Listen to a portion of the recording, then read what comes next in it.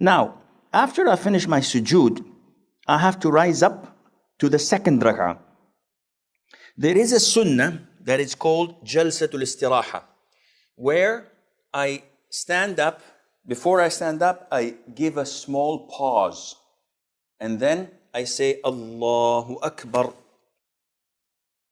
So when standing up, one should not stand with 4 fingers between the 2 feet, like some schools of thought say.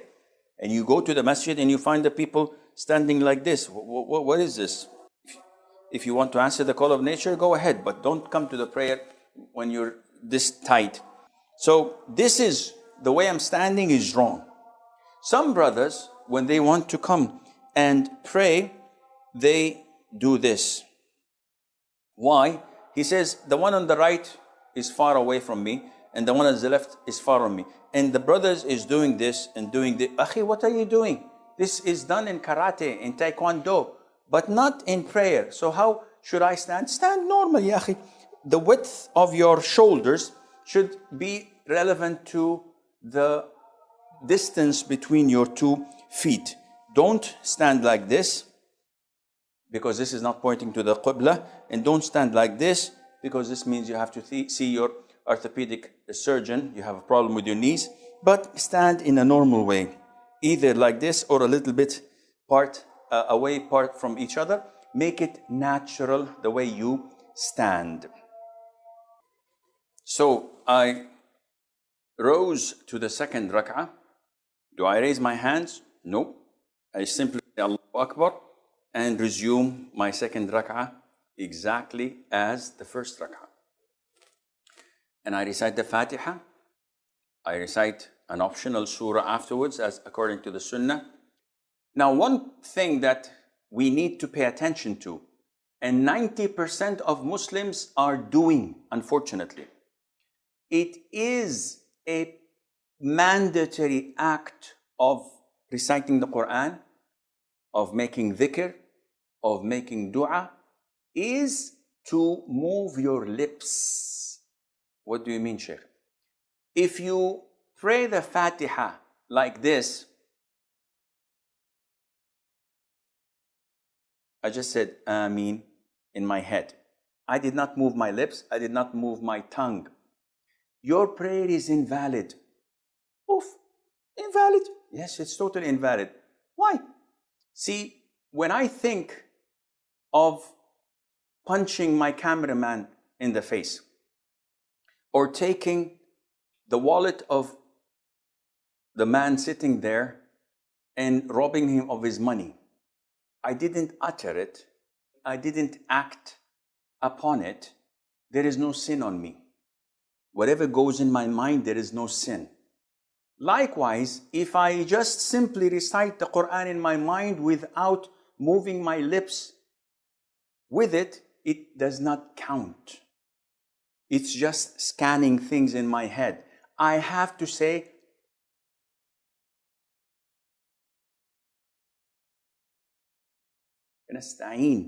I have to move my lips and my tongue. And this is why when some of the companions of the Prophet ﷺ came to him, he said to him, your tongue must remain moist with the remembrance of Allah.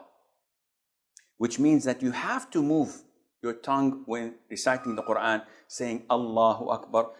The people, they do like this.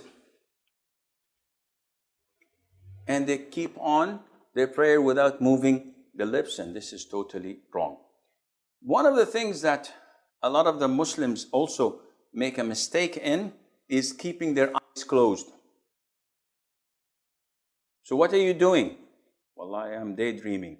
I think I'm on the beach in Côte d'Azur, in Cannes or Nice. Wow, it's fun. Allahu Akbar. What? This is totally haram. Why are you closing your eyes? He said, oh, Sheikh, I'm distracted.